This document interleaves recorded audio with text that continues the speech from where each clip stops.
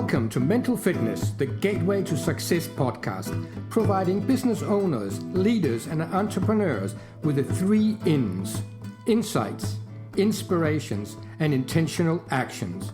Delivered through monologues and dialogues, we address topics like leadership, productivity, time management, work-life balance, and challenges like stress, conflict, mental health, and much more. Please do not hold back from suggesting specific topics and guests you would like on this podcast. Greetings and welcome to this episode of the podcast. And I'm really excited today because this is the first episode where I'm bringing on a guest. And I feel very privileged to have Russell with me here today to share some stories from his life about mental fitness, for better or worse. So welcome, Russell, and please give our audience a little bit of idea of who you are. Yeah, hi, I'm Russell. I'm a 58-year-old male, last time I checked. But Russell, I'm a managing director of a building company, a large renovation company based up in Auckland here. Very busy person, love the sports, love my fishing, currently building a house down the Coromandel, so 100 mile an hour pretty much is me, doing all sorts of things.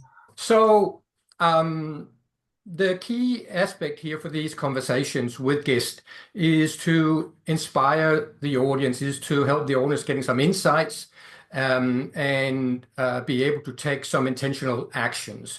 And it's not like it's about sharing stories, and it's about mental fitness.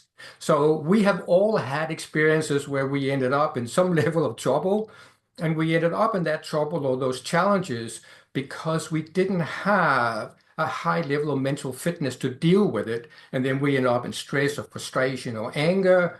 And then there are other times where we're creating some success, even though there are challenges. And because of, in those moments, a higher level of mental fitness, we were then able to deal with those challenges in a positive way and still with a smile on our face and getting better results. So I would love for you to share at least one story of each of those 2 sides where you ended up in some trouble. It was like, oh, if I had been more mentally fit, that wouldn't have happened. And then the other side, and you could choose what side you want to start on.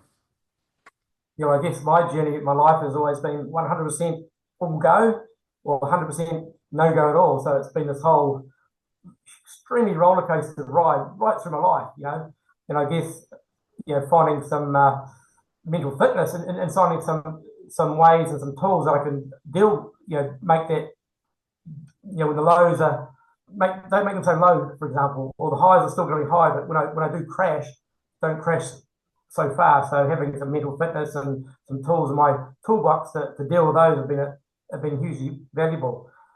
I'm a perfectionist and I'm really competitive. So it's probably not a very good mix, and I agree. So over the time I've been learning, especially in my later years, I've been learning how to deal with those highs, deal with those lows, and get a bit more balance to my life.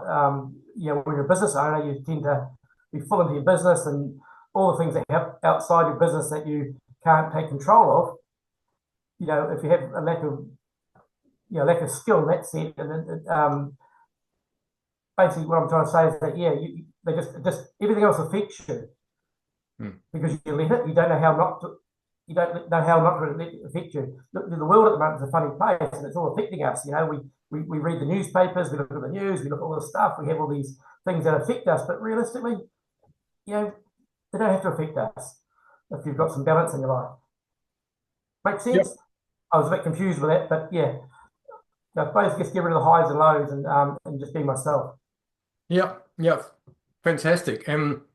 No, I really like you mentioned about being perfectionist and a high achiever at the same time, and I think you mentioned something like they don't seem to go together that well, and it's not that I'm going to agree or disagree with that, because it's either way. And in my experience, when you're a perfectionist and a high achiever, if you have high mental fitness, it's actually okay because you want to achieve and you want to achieve well. You want to do it perfectly and you want to be at the top of your game. And that's how we see some of the most amazing success people are creating.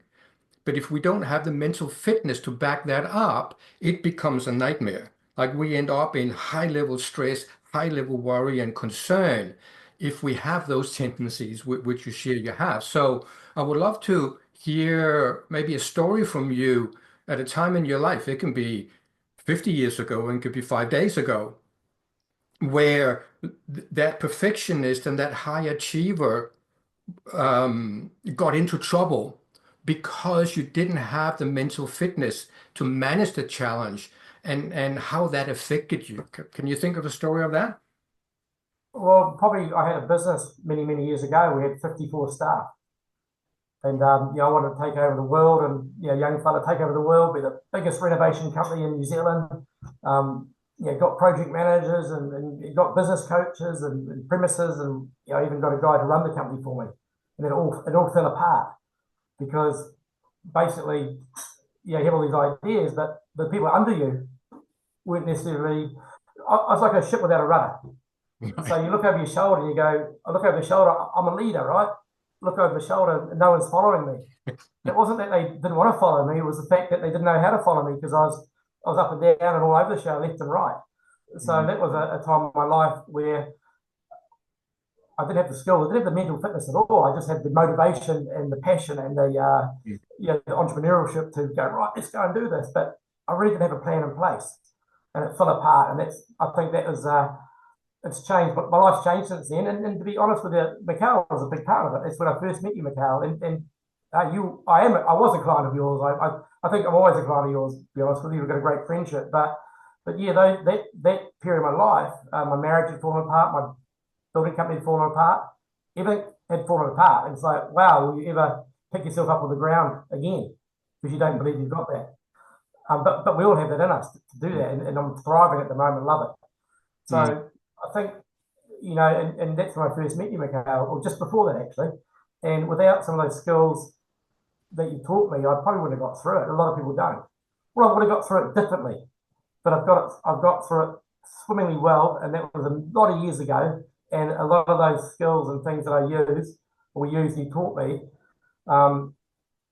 I use today. I'm not trying to be a salesman for you, absolutely not. It's just that's what's helped me out. A lot of those things, because over the years I've had sports coaches, I've had business coaches, all these sort of different coaches, but I've actually never had anyone coach my mind, I guess. They coach my ego and they coach other things. How do we buy a bigger car, a bigger boat? How do we make more money in your business? How do we grow? But didn't actually coach the top 2 inches, I suppose, or how my heartstring was feeling. So I guess that's what you've done for me. And yeah, thank you for that. But yeah, I think, and sort of ending, that was the last point of my life. And if I had better mental fitness, the toughness at the time, it would have changed, because a lot of those things that happened, they wouldn't have happened because I followed people. Although I was a leader, I followed people. I let other people go, wow, he's got a fancy coat, he's got cufflinks, he must know more than I do.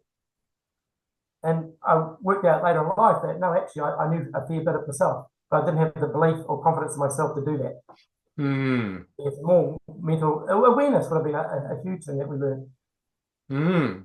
Thank you. What an awesome story. And yes, I do remember back in those days. It's quite a while. I think it's about 15 or so years ago. Oh, a long time ago, yeah. And you're still talking about it. Fantastic. And we're still talking, which is fantastic as well. So thank you so much for that story. And I believe that, and a lot of people listening to this can relate in some shape or form to that at times when things fell apart in their lives, because they didn't have that, as you mentioned, the ability to manage yourself, which is very different from managing people and from managing business, from managing money and managing buildings and renovations and stuff that you do. So yes, I definitely I really want my clients to have business coaches, sports coaches, all kind of coaches. But as you say, most people don't have an actual, let's call it a mental coach or a life coach, helping with dealing with that, which is right here, that is with you all day long. Like whether you're at home, and you mentioned that the marriage was less like everything was falling apart at that moment in time. So thank you for coming to me at that point in time and being open and willing to actually explore and take on board these things that we worked on and shifting your life. So I would love for you to share with us another story. Again, doesn't matter how far in the past you want to go, or from today or yesterday, where you created some level of success. And I'm not talking about success necessarily business success, but success where you felt really happy and really fulfilled. And you created that because you had the mental fitness to meet the challenges that was in the way of you creating that success that you created. Can you think of a story like that? I think I think for me it's just changing my perspective because I'm a very giving person.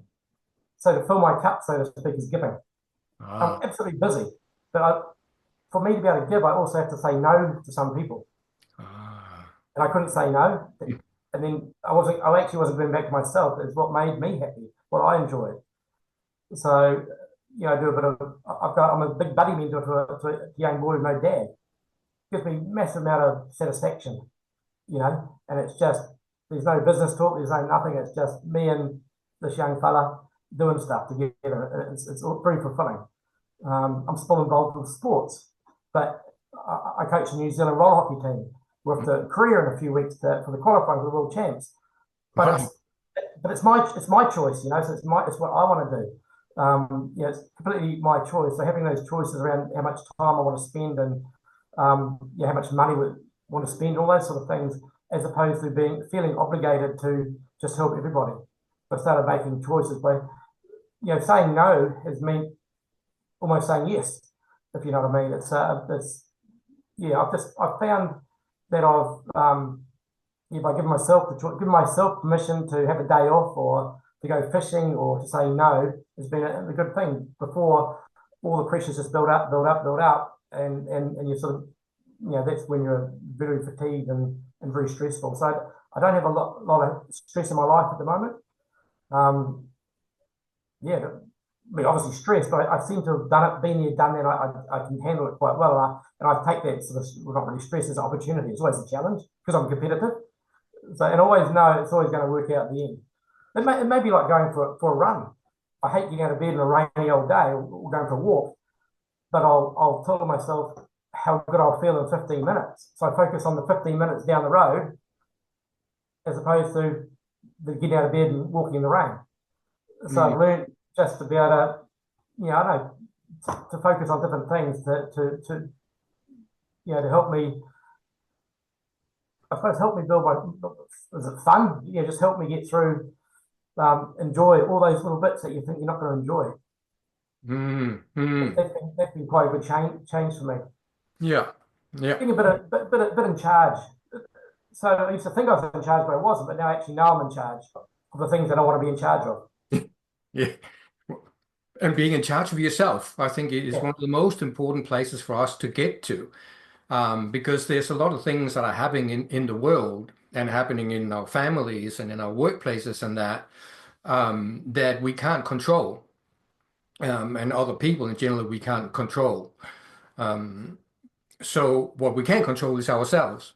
And if we don't have the mental fitness to do that, that's where we can very easily get into places where we go, uh-oh, shouldn't have done that. And then we have to clean up that mess after and the stress and that comes with it. And there's one thing you mentioned that I want to piggyback on a little bit because I have seen that over the decades of doing this, in particular working with business owners and entrepreneurs, is the inability to say no. And particularly for people like high achievers, um, and that um, it's that of going like when people come and asking for help, we all want to help. We all want to be our best. We all want to make this world kind of a better place. Like it's we're hardwired to do that. But if we are not in charge of it, then when people come and ask, well, oh yeah, I can do that, yeah, I can do that, and then at the end of the day, you're helping everybody else, and you're ending up with your to-do list, and half of it hasn't been done, and now the stress starts setting in. And the other side of that that I have seen is that for people, say like yourself, who easily say yes to helping others, What other people learn is that, oh, if we need anything done, we just ask Russell because he always says yes. So they make it a habit of coming and asking and expecting to get a yes. And once you have built that culture around you, you're on a sinking ship because mentally you're going to eventually go down the drain because we can't do that and then at the same time look after ourselves, our own business, and our own family. So I just want to acknowledge you, one, for sharing that story, but also the work you have done to come to a place where you can say no. And is it always really easy for you now these days to say no? No, it's really difficult. Yeah. It's actually really difficult to say no. And then I try not to micromanage my business. And then I'm always got my opinion. And I go, wow, then why am I left doing it all? Because once you start doing too many things, then people don't even try to do it because they know you're going to override them or change your mind. And now I try to put myself in a situation where I don't have to say no. For example, as far as employing employing staff, don't let me employ. I don't employ people because I'm going to say yes to every single person because I want to help them. And it'd be like, oh, why'd you do that for? Oh, now it's hard to, you know. So Yeah. I don't do the employing because I try to be the Mother Teresa. I try to, like, oh, you know, you're broke and you've been kicked out of home, and oh, come on in, you got sacked from your last. Oh, I'll give you a job. Come on, I'll give you a job. Mm. You Yeah. know, so now that's not. I'm not in that situation. Russell doesn't employ anyone. That's not my department. So I'm trying to. It's still hard to say no, but I'm trying to remove myself from some of those things that I would normally say yes to that I need to say no to. Yeah. Yeah. And thank you for sharing that. And it's like what I was getting at, which you talked into really beautifully, is that you used to say yes to everything, and then learning to say no, even though you've done it for a long time now, is still difficult. So for people, the message I want to get across is that the habits that we've had for a very long time are, are that are kind of natural to us. Like for you, it's naturally to say yes to people, and to learn to say no will continue to be challenging.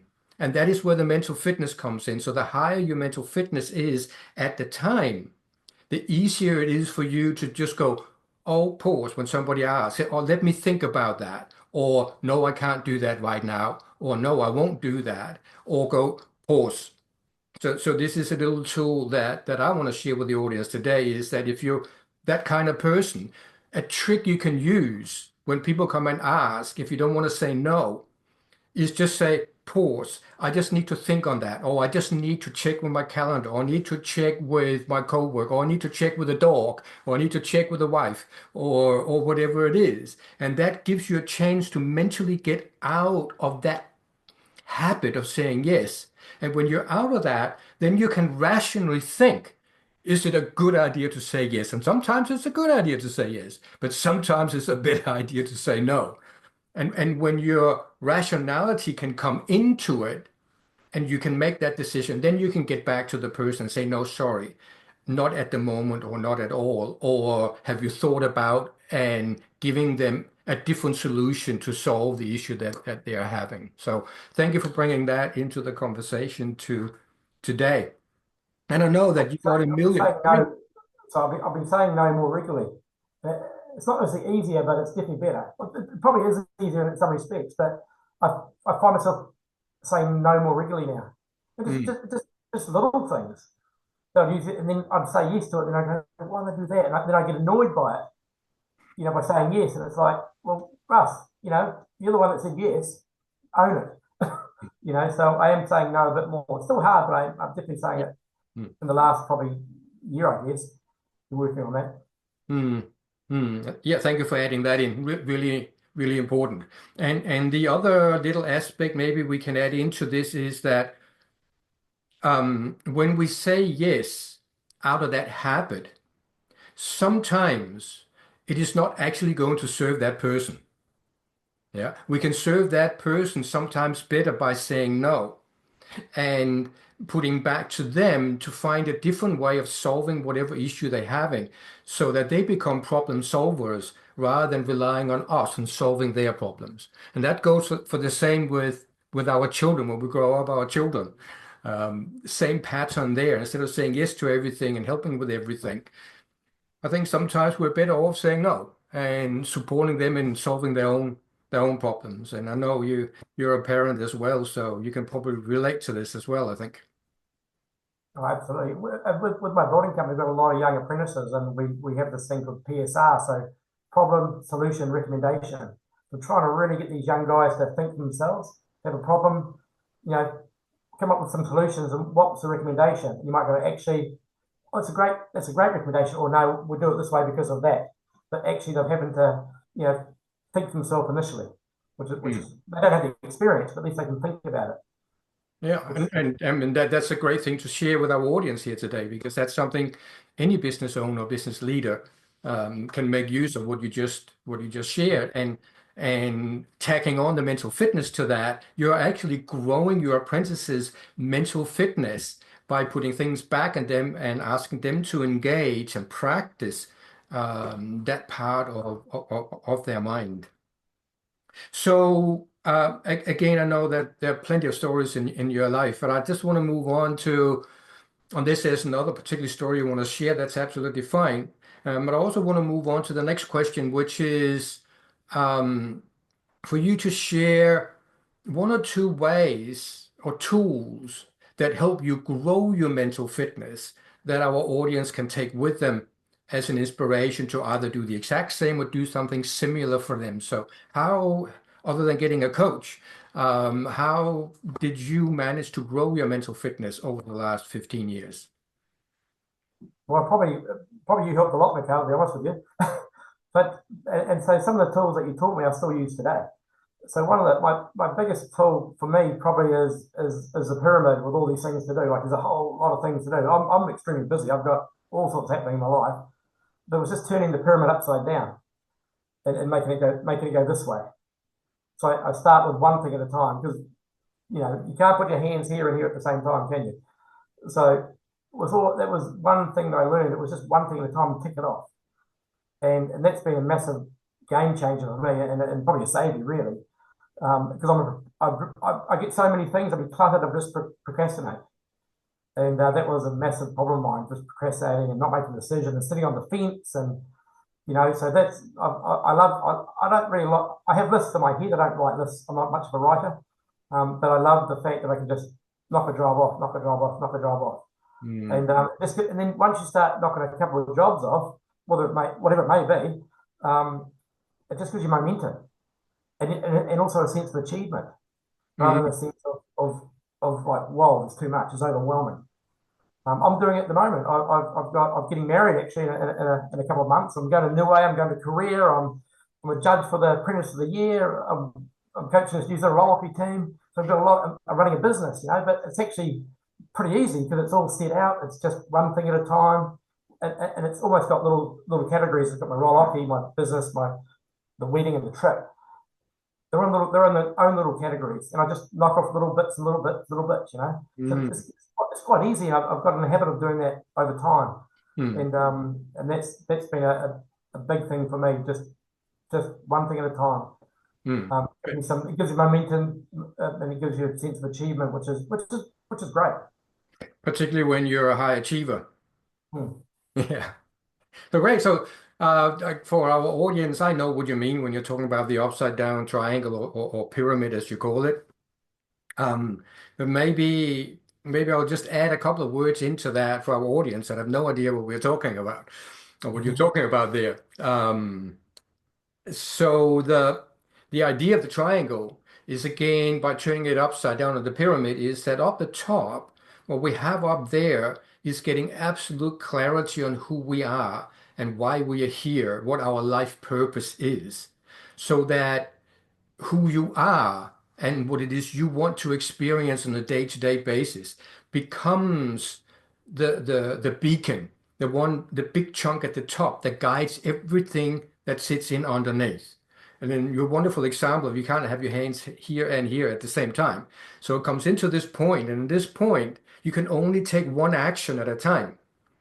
And therefore, it becomes more important to be clear on what that action is and then focus on that one thing right now. And then in the next moment, focus on the next thing. And then the next moment, the next thing. And one moment it's family, one moment it's roller hockey, one moment it is out fishing, another moment it is running the business. But everything you do, as you say, fits into these different categories that sits inside this triangle, but they sit underneath your decision that you made back in the days when we started working on who are you and what is it that your purpose in life is. And that becomes that beacon that guides the everyday actions. And then in that, like you are clearly showing, is you can be extremely busy. But you can be busy without much stress. No stress, a little bit of stress, a little bit of stress is fine. But you don't get bogged down by the stress because you have that clarity. So that's a wonderful tool that we can share with the audience here today is take some time out to turn your life upside down and get clear on what is it that like who are you and what is it that you want to experience on a day-to-day basis, then making sure that everything inside it. And congratulations on a marriage coming up. Exciting. Exciting. Exciting and scary, or just exciting?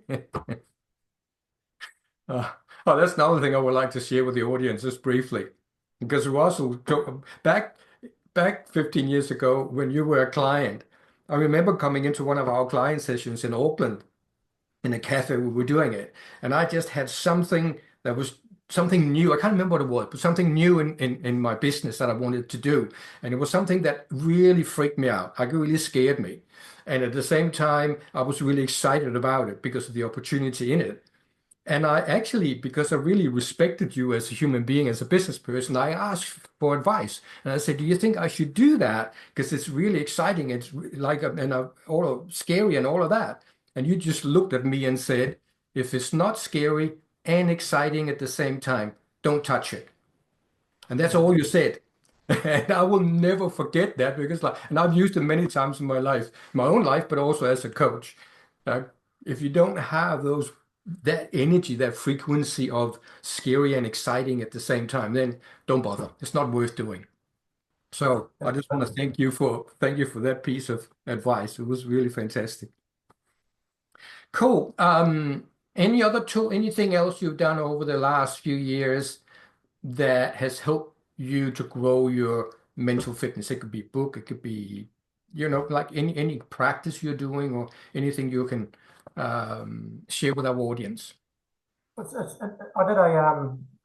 it's interesting, just recently, a little while, well, last year, I did what was an app, it was called 75 Hard. So it was an app where you had 75 days of fitness. You had to read a book for 75 days. You had 10 pages of a book for 75 days. No alcohol, follow an eating plan, and 2 45-minute workouts a day. One has to be outside. So it's pretty full on for 75 days in a row. I drink a whole lot of water. So I being competitive, I did it. Great, fantastic. And then I thought I'll go and do a marathon, a half marathon. So full noise. We walked it. We did a half. I've had through roll-up, I've had a replacement ankle, knee, shoulder, everything. So for me, walking, 21K, whatever it was a big deal. So I walked this marathon in 3 hours and 1 minute, which is pretty quick apparently for walking. It was great.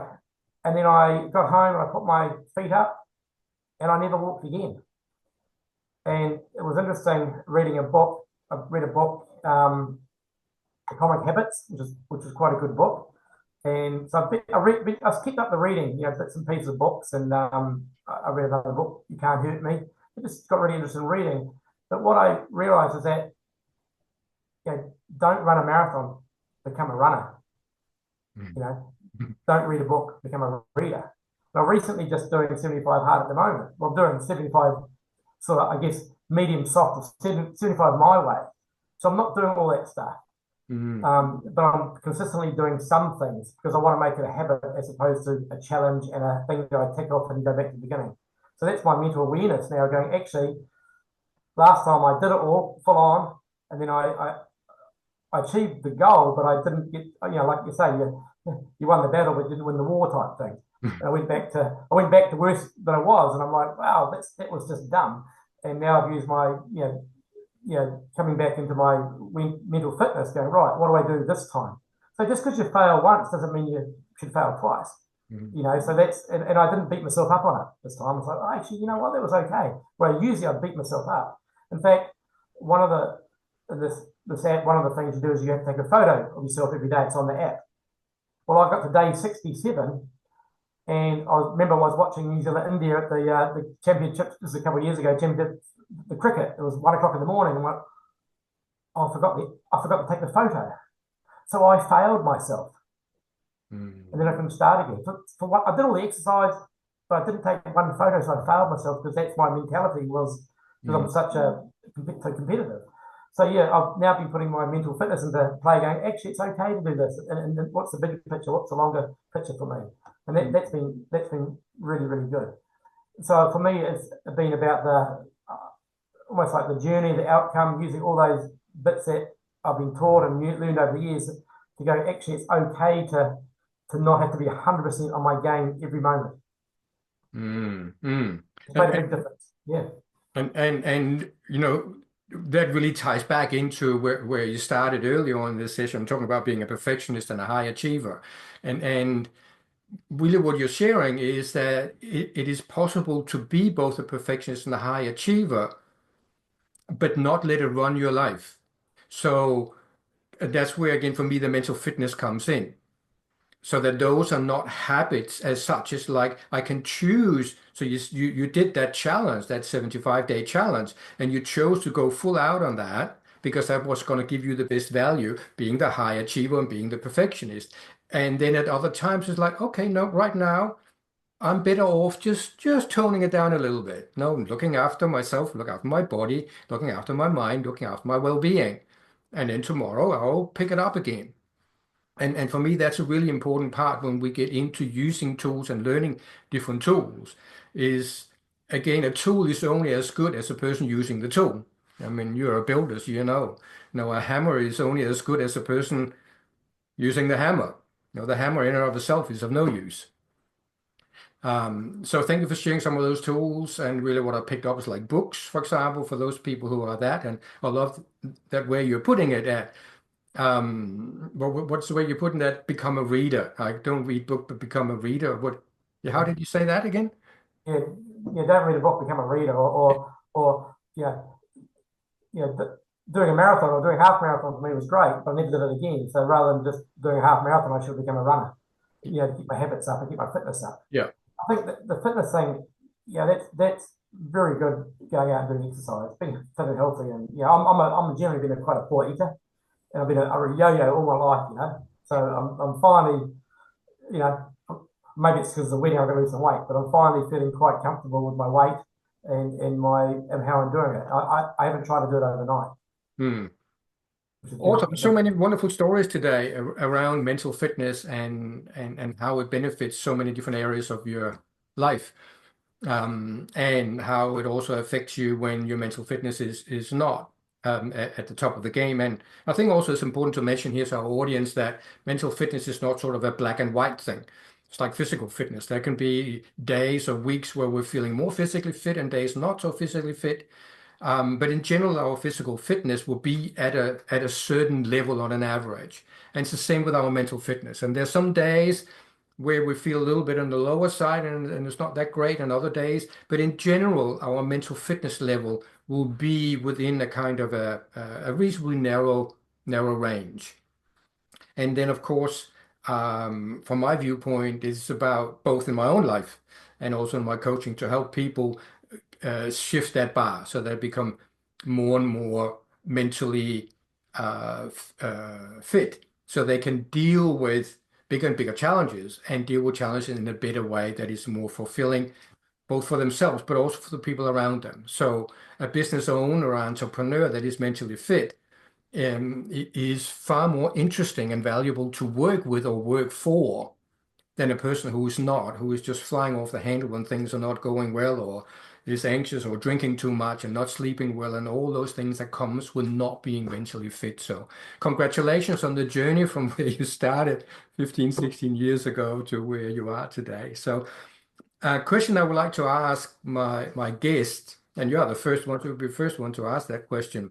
to finish our recording today is something that's really important to me is transformation. Change is good. Yeah, change, nothing wrong with change. But for me in my life and again in my work, creating transformation is far more powerful for me. It feels so much better in my life when there's transformation. And they're much harder to do than just making a change. You're getting a bit fitter, earning a bit more money, spending more time with the kids, nice changes. But transformations does something that shifts things in our being and we start showing up in a different way. And I've had the privilege of having a number of those in my life, some big ones. But today's not about me. I would like to hear if you have a story from your life where you feel a transformation took place, in whatever way you choose to interpret the word transformation. Well, that's a tricky one, isn't it? But I think the biggest thing for me now is I've got a massive amount of awareness. So awareness with what's going inside my brain, or my soul, my spirituality, just a whole lot of awareness. I think that's been a massive change for me. I've never thought about that before. I've just been running from place to place. So the change for me now is I'm doing things I really like giving. Still love to give because it's how I fill my cup. That's been a massive change for me. So sort of not stepped away from the business, but just focused on different things for helping other people, but helping myself at the same time.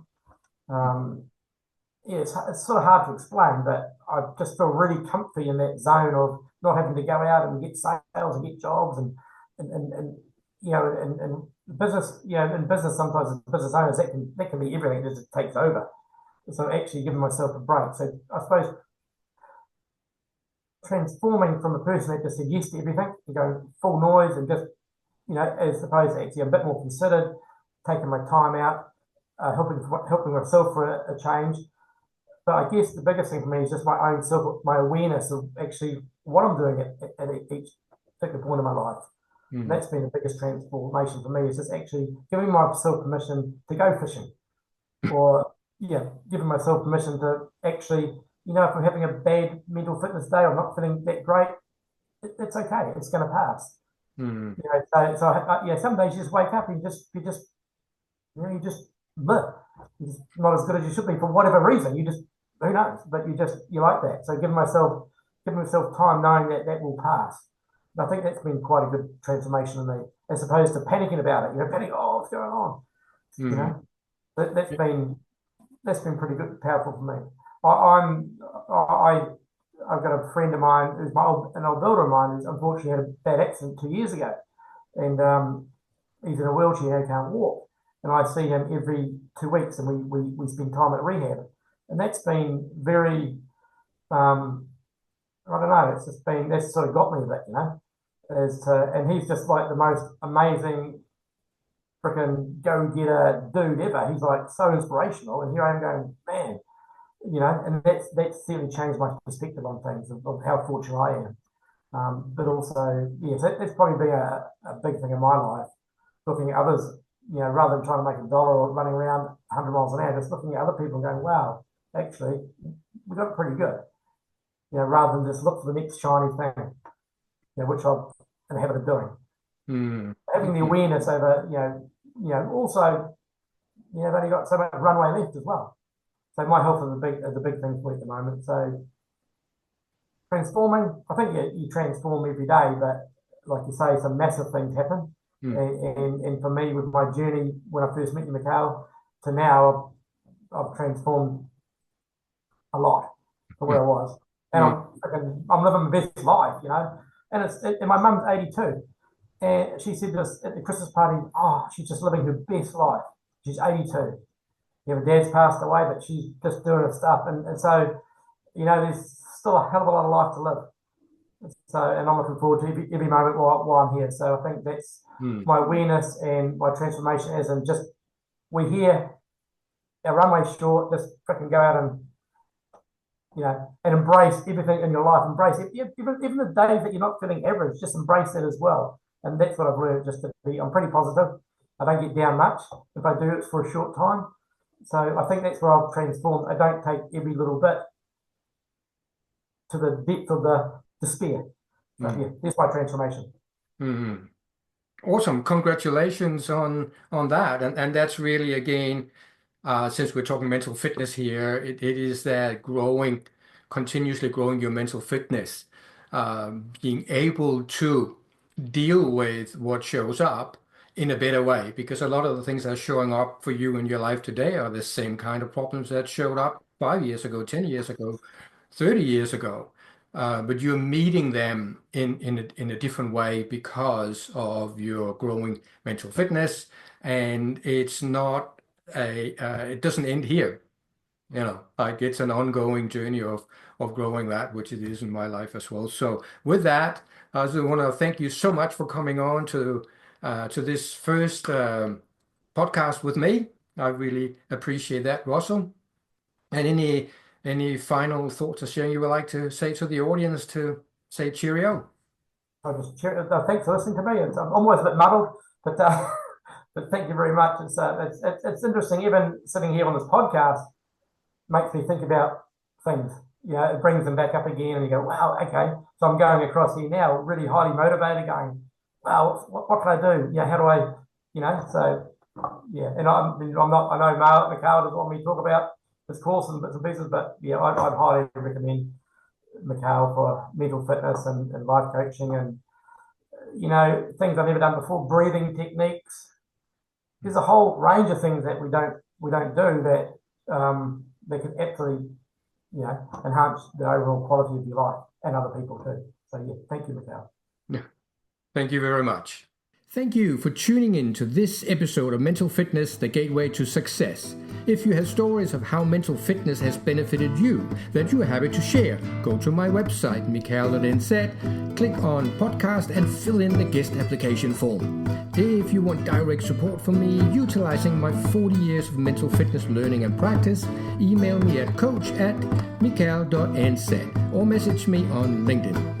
Any feedback, review, share, follow, like, or any other good stuff is, of course, appreciated. Thank you for listening to Mental Fitness, the Gateway to Success podcast. I'm your host, Mikhail Nielsen.